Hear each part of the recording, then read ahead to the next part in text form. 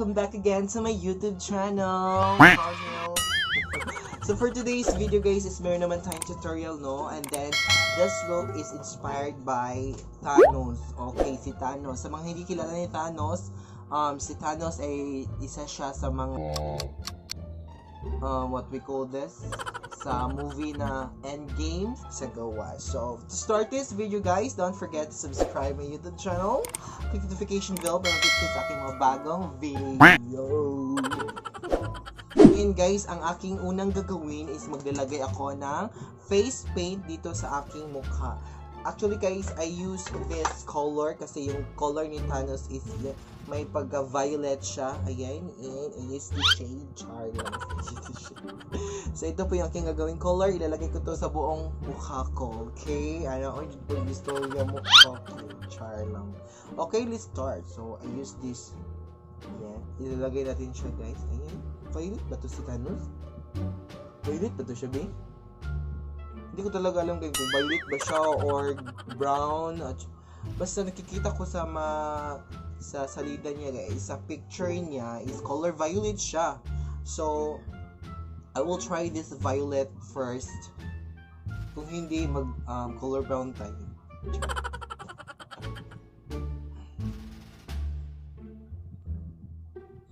Next is, i-contour na natin siya by using the beauty blender.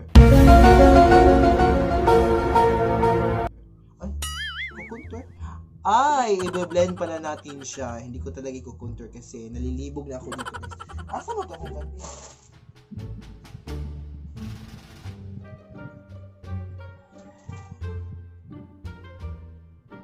So next guys is magpo-proceed ako sa eyeshadow, no. So si Thanos is lalaki siya pero naglagyan ko na siya ng twist. So dapat dito guys is yung eyeshadow tayo ngayon. Okay? Same color, I'm using this color violet here. Lagyan din siya dito guys. Ayan, i-blend natin siya ng maayos.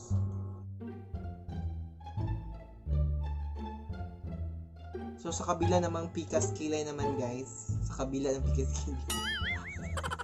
Sa manjad.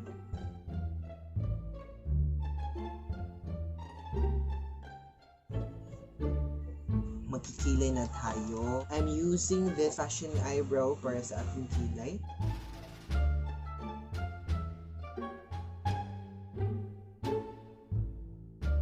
Brush natin siya. Maglalagay na tayo ng eyeshadow. So, lagyan na din siya ng dito. Yung luma-luma na din siya guys, no? So, lagyan na din siya ng color violet. Gagamitin natin yung finger natin para maganda siya tingnan.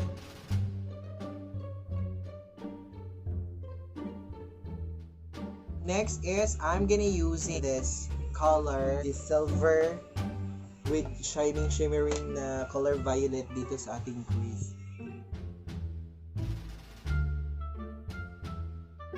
Let's proceed to lower portion of our eyes para sa maganda naman.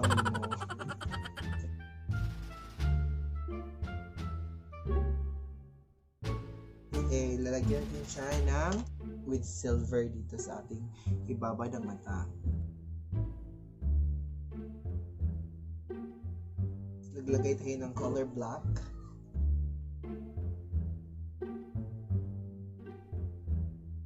Is dito naman sa kabilang mata, I'm gonna using same color for this color violet here. Ayan.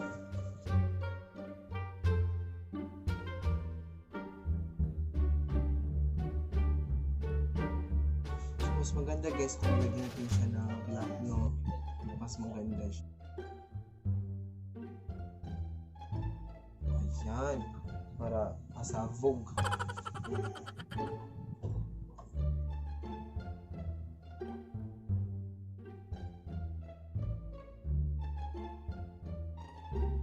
Next is same color. I'm using this.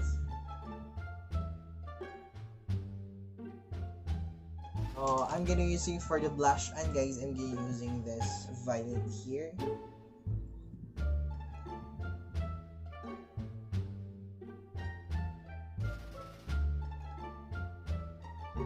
So, ayan guys, let's proceed to the lips. For the lips, guys, is I'm gonna using this color black here.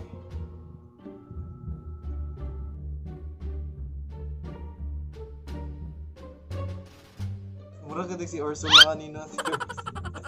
So next, guys, is gagawa naman tayo ng mga force. What we call this aging force.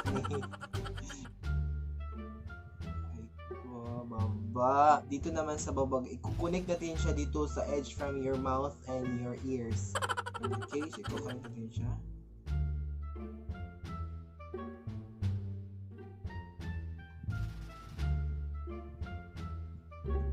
Next, guys, is yung dito naman. So next, guys, is yung mga diamante ni Thanos, guys. So yung diamante ni Thanos, guys, is dito niya nilagay costume niya. But for me, ilagay ko siya dito sa ating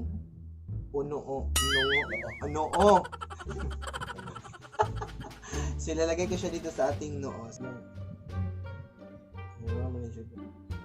I-retouch natin yun mamaya kasi hindi ko alam kung diamante ba ito. So, 5 bilog, 5 square meter. Square meter, no?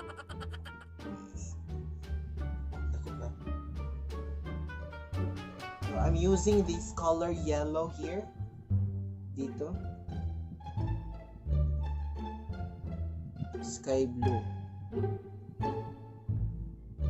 Ito, guys, yung dark blue. Hello green. Ito. Or pink. Yung mga brilyante nito. Next is color orange. Sa suot ni Thanos, guys, is gagawin ko siya dito.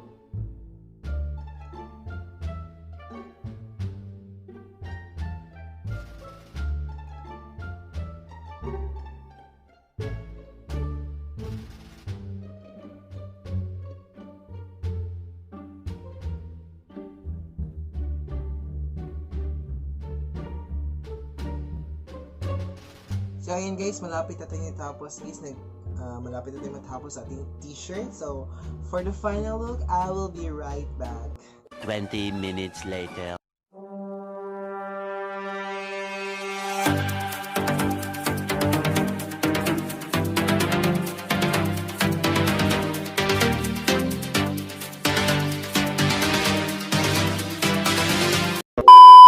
So, ayan guys, tapos na po tayo sa ating baklang Thanos look like.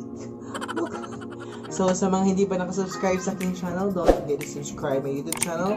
Click the notification bell para mag-get sa aking mga bagong video. See you next time!